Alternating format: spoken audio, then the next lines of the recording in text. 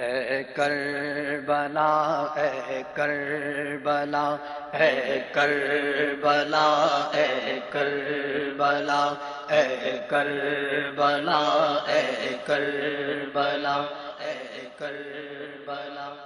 صلو علی الحبیب صلی اللہ تعالی علی محمد صلی اللہ علیہ وسلم۔ میٹھے میٹھے اسلامی بھائیوں، میدان کربلا سے، جی ہاں، کربلا کی فضاؤں سے امام حسین رضی اللہ تعالیٰ عنہ اور حضرت عباس علمدار رضی اللہ تعالیٰ عنہ کے روضے کے قریب سے سلسلہ لے کر حاضر ہوئے ہیں جس کا نام ہے کربلا قدم بقدم۔ کربلا کا واقعہ کیوں کر ہوا، کیسے ہوا، خاندان اہل بیت کو کس بے سر و سامانی میں اسی جگہ پر، جی ہاں اسی جگہ پر شہید کیا گیا۔ کیوں شہید کیا گیا؟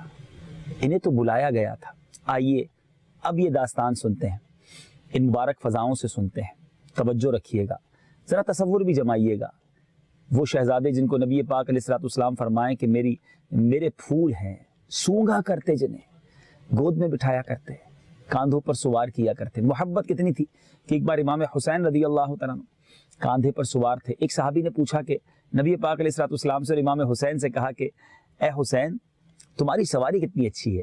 نبی پاک علیہ السلام نے ارشاد فرمایا سوار بھی کتنا اچھا ہے۔ بہت پیار تھا جب سجدہ کرتے اور حسنین کریمین میں سے کوئی کاندھے پر سوار ہو جاتا تو نبی پاک اپنا سجدہ طویل فرما دیتے، قیام میں ہوتے اور کوئی مدنی منا قریب آتا تو اپنے پیروں کو نماز کے عالم میں کھول دیتے تو وہ پیروں کے درمیان سے نکل جاتا، اتنا قرب۔ لیکن یہ جان کر بھی آپ کو حیرت ہوگی کہ سرور عالم صلی اللہ تعالی علیہ وسلم کی بعثت سے بھی پہلے، میرے آقا کو یوں سمجھے دنیا میں تشریف لانے سے پہلے بھی یہ خبر مشہور تھی کہ نواسہ رسول شہید کیے جائیں گے۔ جی ہاں، بعثت شریف سے 300 برس پیشتر یہ شعر ایک پتھر پر لکھا ہوا ملا تھا۔ کیا حسین کے قاتل یہ بھی امید رکھتے ہیں کہ روز قیامت ان کے نانا کی شفاعت پائیں گے؟ یہی شعر روم کے ایک گرجا میں لکھا پایا گیا اور لکھنے والا معلوم نہ ہوا۔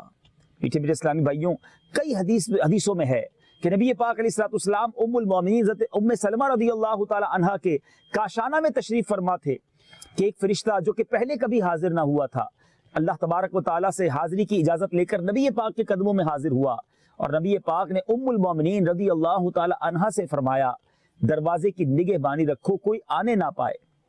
اتنے میں سیدنا امام حسین رضی اللہ تعالیٰ عنہ دروازہ کھول کر نبی پاک کے قدموں میں جا بیٹھے، گود میں جا بیٹھے، پیارے آقا پیار فرمانے لگے۔ فرشتے نے عرض کی حضور انہیں چاہتے ہیں؟ فرمایا ہاں۔ عرض کی وہ وقت قریب آتا ہے کہ حضور کی امت انہیں شہید کر دے گی اور حضور چاہے تو وہ زمین حضور کو دکھا دوں جہاں یہ شہید کیے جائیں گے۔ پھر سرخ مٹی اور ایک روایت میں ہے کہ ریت، ایک میں ہے کنکریاں حاضر کی۔ نبی پاک نے سونگ کر فرمایا ریحو کربیوں و بلا، بے چینی اور بلا کی بو آتی ہے۔ پھر ام المومنین رضی اللہ تعالی عنہا کو وہ مٹی عطا ہوئی اور ارشاد فرمایا جب یہ مٹی سرخ ہو جائے، خون ہو جائے تو جان لینا کہ حسین کو شہید کر دیا گیا۔ انہوں نے وہ مٹی جو ہے شیشی میں رکھ چھوڑی۔ ام المومنین حضرت ام سلمہ رضی اللہ تعالی عنہ فرماتی ہیں میں کہا کرتی تھی جس دن یہ مٹی خون ہو جائے گی کیسی سختی کا دن ہوگا۔ گویا نبی پاک کو بھی پتا ہے، گھر والوں کو بھی پتا ہے، مولا علی کو بھی پتا تھا۔ جی ہاں، امیر المومنین مولا علی کرم اللہ تعالی وجہ الکریم صفین کو جاتے ہوئے زمین کربلا سے گزرے تھے، یعنی یہ واقعہ یہاں رونما نہیں ہوا تھا، اس سے پہلے یہیں سے گزرے تھے۔ تو لوگوں نے کہا کربلا، آپ نے جگہ کا نام پوچھا تو لوگوں نے بتایا کربلا۔ آپ نے رونا شروع کیا، یہاں تک کہ روئے کہ آنسوؤں سے زمین تر ہو گئی۔ پھر فرمایا کہ میں خدمت آقا علیہ السلام میں ایک بار حاضر تھا، حضور کو روتا پایا، میں نے سبب پوچھا، فرمایا ابھی جبرائیل گئے ہیں اور کہہ کر گئے ہیں کہ میرا بیٹا حسین فرات کے کنارے کربلا میں قتل کیا جائے گا۔ پھر جبرائیل نے وہاں کی مٹی مجھے سونگھائی تو مجھ سے ضبط نہ ہو سکا اور آنکھیں بہہ نکلی۔ اے میٹھے اسلامی بھائیوں ذرا غور تو کیجئے، سب کو پتا ہے کہ کربلا میں شہادت ہونی ہے، سب کو پتا ہے کہ امام حسین شہید کیے جائیں گے، مگر پھر بھی تیاری ہے، پھر بھی امتحان کے لیے تیار ہے۔ ماجرا کیا تھا؟ اے میرے میٹھے اسلامی بھائیوں، یزید نے جب اپنے آپ کو سلطنت کا امیر یوں سمجھیے کہ ڈکلیئر کیا، اور یزید کا کچھ طرح تعارف ہو جائے کہ یزید جو ہے وہ امام حسین نے کیوں ڈینائی کیا، کیوں نہیں بات مانی، کیوں یزید کے ہاتھ پر بیعت نہیں کی، اس کی وجہ کیا تھی؟ اے میرے میٹھے اسلامی بھائیوں، یزید نے جیسے ہی تخت سلطنت پر اپنا راج جمایا لوگوں سے دھڑا دھڑ اپنی بیعت لینا شروع کی۔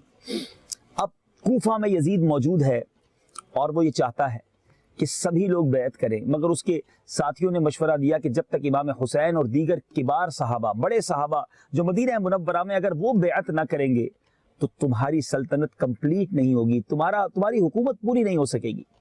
تو اب یزید کی بیعت لینے کے لیے حضرت امام علی مقام امام حسین کی خدمت میں اس نے مکتوب روانہ کیے۔ جب یزید کا عامل امام حسین کے پاس حاضر ہوا کہ آپ بھی یزید کی بیعت کریں، امام حسین کو اس کا فسق پتا تھا، اس کا ظلم پتا تھا، اس کی عادتیں پتا تھی، وہ شرابی اور بدکار اور برے اعمال کرنے والا شخص اور برے اعمال کو فروغ دینے والا تھا۔ امام حسین اگر ہاں کہہ دیتے تو بڑا مال و دولت بھی مل جاتا، پرسکون بھی رہتے، اپنے گھر میں بھی اپنے بچوں کے ساتھ بھی رہتے، مگر امام حسین جانتے تھے کہ اگر آج میں نے اس یزید پلید کی بیعت کر لی، اس برے آدمی کے ہاتھ میں ہاتھ دے دیا، تو رہتی دنیا کو یہ میسج جائے گا کہ جب نواسہ رسول ایک فاسق و فاجر، ایک ظالم کا ساتھ دے سکتے ہیں تو پھر ہم بھی دے سکتے ہیں۔ اللہ غنی، کتنی بڑی ذمہ داری تھی امام کے کاندھوں پر، اور آپ نے وہ ذمہ داری نبھائی۔ وہ کہتے ہیں نا شاعر، جس نے نانا کا وعدہ وفا کر دیا۔ جی ہاں، امام حسین رضی اللہ تعالیٰ عنہ نے اپنا سر تو کٹوا دیا مگر دین پر آنچ نہ آنے دی۔ شاعر لکھتے ہیں نا، قتل حسین اصل میں مرگ یزید ہے، اسلام زندہ ہوتا ہے ہر کربلا کے بعد۔ بہرحال حضرت امام نے انکار کر دیا کہ نہیں، میں یزید کے ہاتھ پر بیعت نہیں کروں گا۔ لیکن جب پتا چلا یزید کے کارندوں کو کہ امام حسین بیعت نہیں کرنا چاہتے، تو اب انہوں نے امام حسین کو تنگ کرنے کی ٹھانی اور شدت ظلم کا ارادہ کر لیا۔ اب امام حسین جانتے تھے کہ یزیدیوں میں آتش اناد بھڑک اٹھی ہے، اور اسی لیے امام حسین اسی شب مدینہ منورہ سے مکہ پاک روانہ ہو گئے۔ یہ 4 تاریخ تھی شعبان المعظم کی۔ اے میرے بیچے اسلامی بھائیوں، ذرا غور کیجئے کہ جس کی ساری زندگی مدینے میں گزری ہو، پیدائش ہی مدینے میں ہوئی ہو، نانا جان کا روزہ بھی وہی ہو، اس خاندان کو مدینہ چھوڑنا کتنا بھاری پڑا ہوگا۔ آپ میں سے بہت سارے یہاں جو اسلامی بھائی بیٹھے ہیں وہ بھی جب مدینہ شریف جاتے ہیں، یا مدنی چینل کے ناظرین جو مدینہ منورہ جاتے ہیں، ہم وہاں کے رہنے والے نہیں، مدینے والوں سے محبت ہے اس لیے جاتے ہیں، مدینے والے آقا علیہ الصلوۃ والسلام سے محبت ہے۔ ارے کسی عاشق سے پوچھو جب مدینہ چھوٹتا ہے تو دل پر کیسی قیامت طاری ہوتی ہے، تو جب نواسہ رسول سے مدینہ چھوٹا ہوگا کیا کیفیت ہوگی۔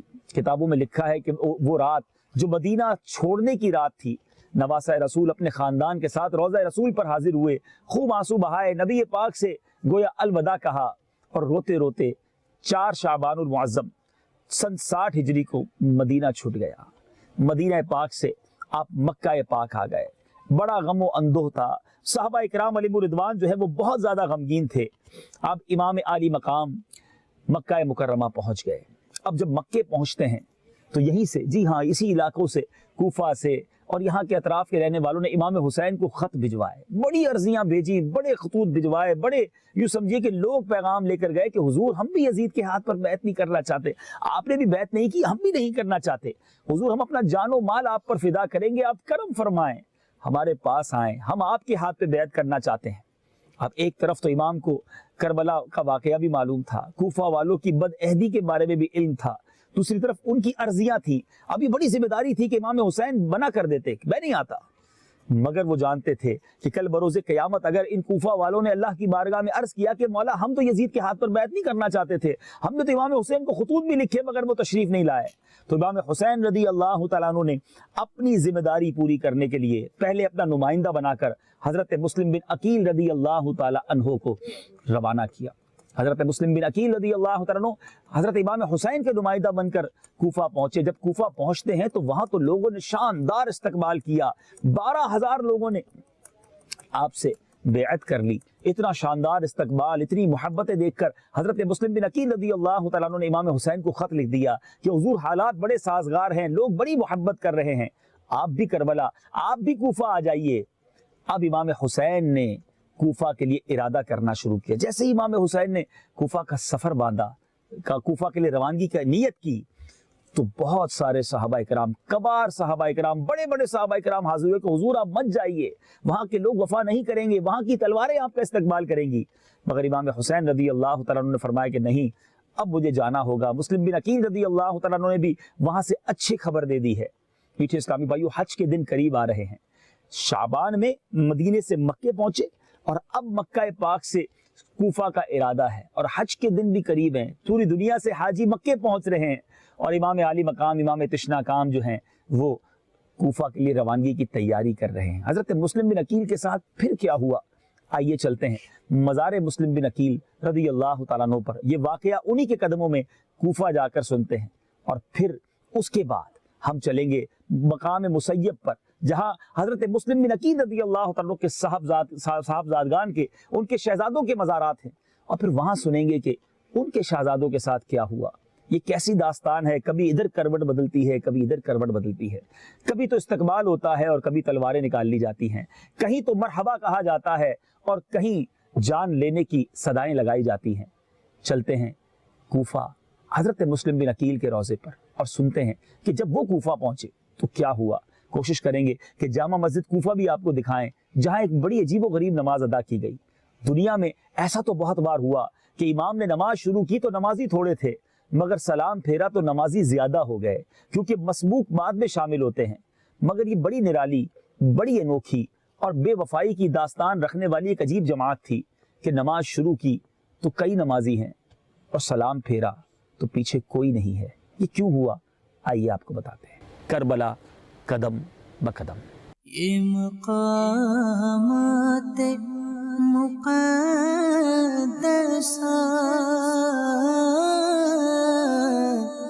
یہ مقامات مقدسہ اللہ والوں سے ہے جو وابستہ،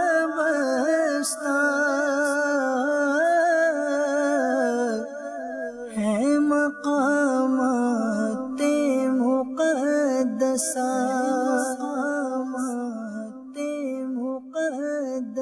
میٹھے میٹھے اسلامی بھائی، ہم کوفہ پہنچ چکے ہیں اور حضرت مسلم بن عقیل رضی اللہ تعالیٰ عنہ کا روضہ بھی بتایا جاتا ہے یہی ہے اور جامع مسجد کوفہ بھی یہی ہے۔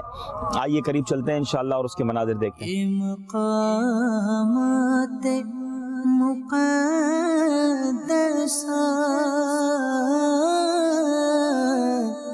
یہ مقامات مقدسہ اللہ والوں سے ہے جو وابستہ،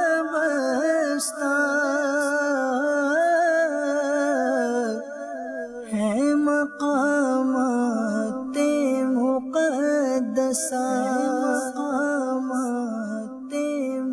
صلو علی الحبیب صلی اللہ تعالی علی محمد صلی اللہ علیہ وسلم۔ میٹھے میٹھے اسلامی بھائیوں اور مدنی چینل کے ناظرین، کوفہ میں موجود ہیں، جامع مسجد کوفہ، اور حضرت مسلم بن عقیل رضی اللہ تعالیٰ عنہ کا مزار ہمارے سامنے ہے۔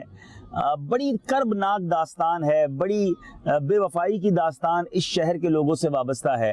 حضرت مسلم بن عقیل امام علی مقام امام حسین رضی اللہ تعالیٰ عنہ کے کہنے پر کوفہ تشریف لائے۔ کوفہ والوں نے کئی خطوط لکھے تھے اور امام علی مقام نے اپنا نمائندہ بنا کر حضرت مسلم بن عقیل کو یہاں بھیجا اور وہ اپنے دو صاحبزادوں کے ساتھ یہاں آئے۔